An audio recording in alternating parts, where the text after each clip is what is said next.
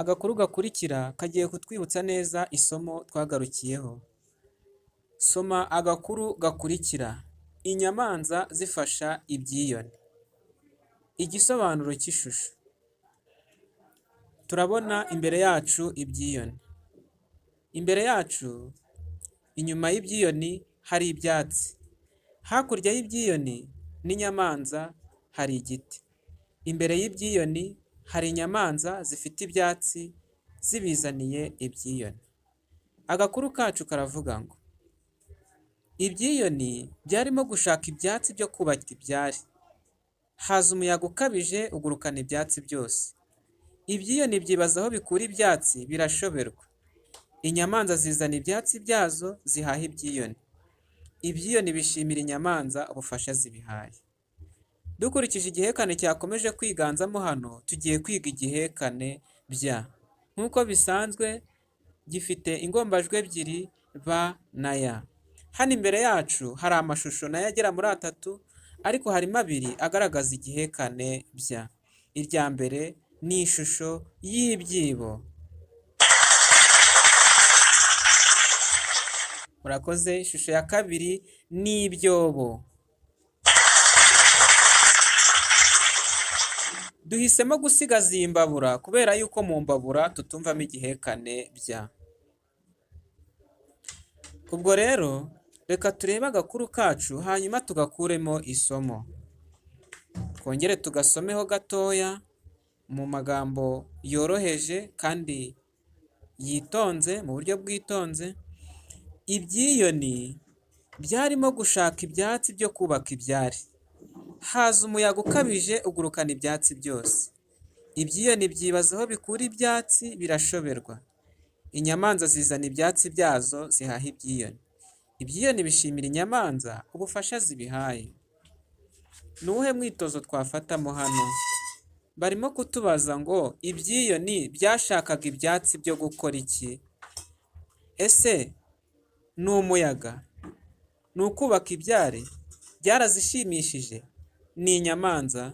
Nk'uko twabibonye, ibyiyoni byashakaga ibyatsi byo kubaka ibyari. Bose nimba ariko nawe wagisubiza byaba ari ukuri. Ni iki cyafashije ibyiyoni kubona ibyatsi? Ese ni umuyaga? Ni byarazishimishije? Ni inyamanza? Nk'uko twabibonye, ni inyamanza. Ibyiyoni byakoreye iki inyamanza? Ni umuyaga? Byarazishimiye? Rwose byaraje birazishimira.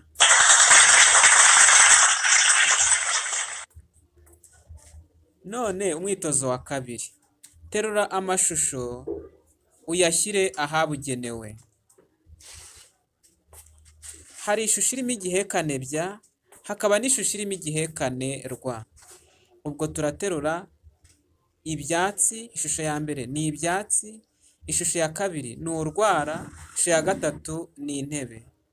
Niba nawe wafata ibyatsi ukabishyira mu gihekane bya, rwose waba wagikoze. Ese wafata intebe ukaza ukayishyira ku gihekane rwa? Oya rwose. Niyo mpamvu tugiye kureba ishusho irimo urwara, tukaba ariyo tuhashyira, tukaba turagikoze rwose. Soma agakuru gakurikira. Bafashije Byukusenge. Ubu noneho ntabwo turi kwiga igihekane rwa, kandi ntituri no kwiga igihekane bya. Turi kubyigira hamwe. Umukecuru Byukusenge yari afite amatungo ashonje. Imbuga ye nayo yari yuzuye urwondo. Mu kiruhuko, umubyeyi na Rwasibo bagiye kumusura. Bahiriye amatungo urwiri, bakura urwondo mu mbuga. Byukusenge arabashimira, abaha ibyibo byuzuye amatunda. Reka dusubiremo kano gakuru. Umukecuru Byukusenge yari afite amatungo ashonje. Imbuga ye nayo yari yuzuye urwondo. Mu kiruhuko, umubyeyi na Rwasibo bagiye kumusura.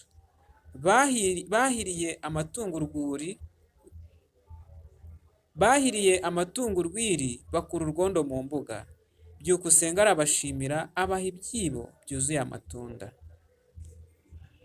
None amatungo ya byukusenge yari ameze ate? Ese wabonye ko yari ashonje? Wakoze kubibona. Ni iki umubyeyi na Rwasibo bakoreye byukusenge? Bahiriye amatungo urwiri, bakura urwondo mu mbuga. Ni iki byukusenge yahaye umubyeyi na Rwasibo? Yarabashimiye abaha ibyibo byuzuye amatunda. Murabona ko ubu ushobora gufata ibihekane bibiri ukabyigira icyarimwe. Ubwo rero twabonye igihekane bya kandi twabonye igihekane rwa. Ubutaha tuzasuzuma icyo mwifuza ko twakwiga. Ese tuziga ibihekane, tuzakomeze kugikurikira, cyangwa tuzasuzume n'andi masomo, urugero nka English cyangwa Icyongereza cyoroheje, ku buryo bishobora gufasha buri wese udukurikira.